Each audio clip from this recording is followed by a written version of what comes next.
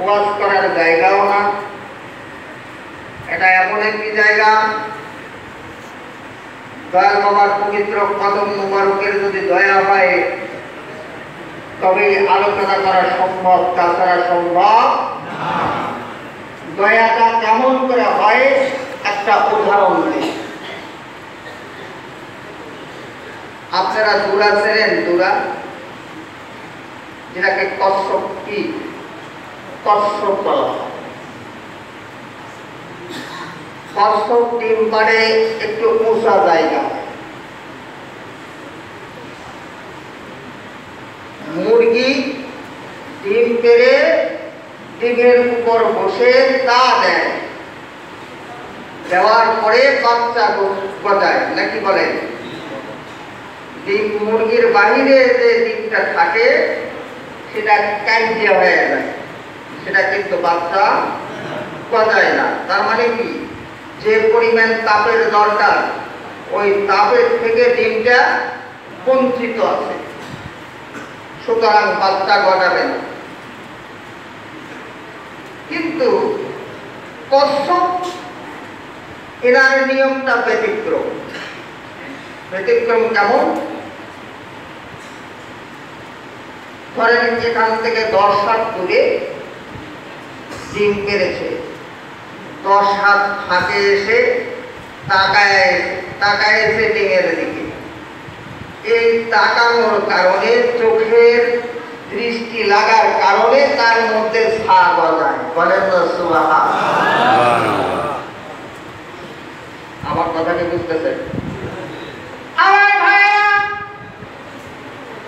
এখানে আপনি বসা আছেন, আপনি আলোচনা করতেন দয়াল বাবার শাহাদাত পরিত্যাগ করিনা হুজুর কেবলা জান।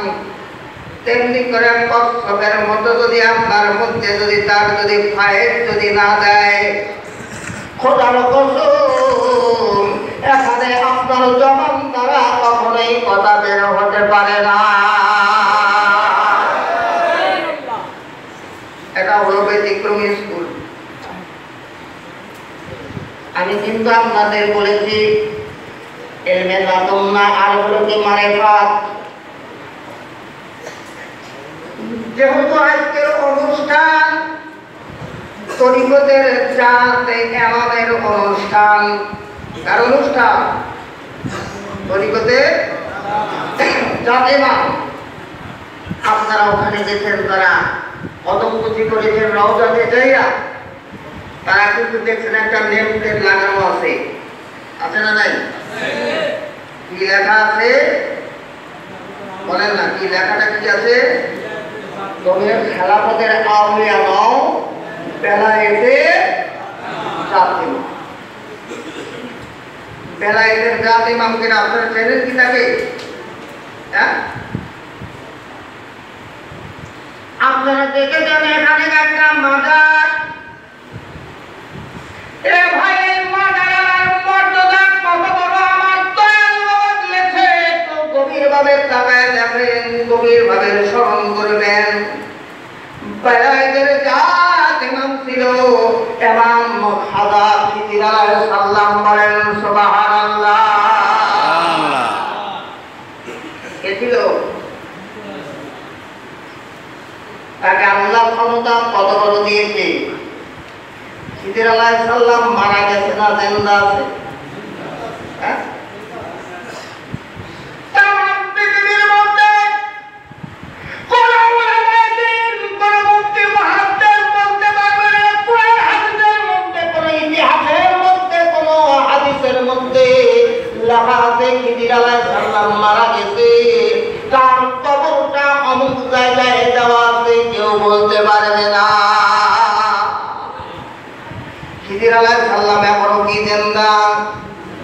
কোথায় আছে?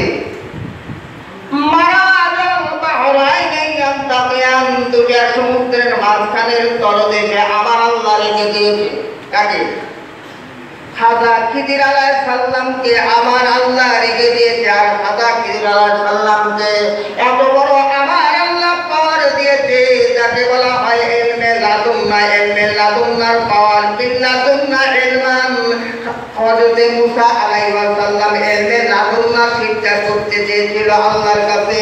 এলমে লাদুন্না পাওয়ার কত বড়! এই যে দয়াল বাবার যে আপনার সুযোগ্য যে প্রতিনিধি এখানে রয়ে গেছে, আপনার নাই, যাকে দয়াল বাবা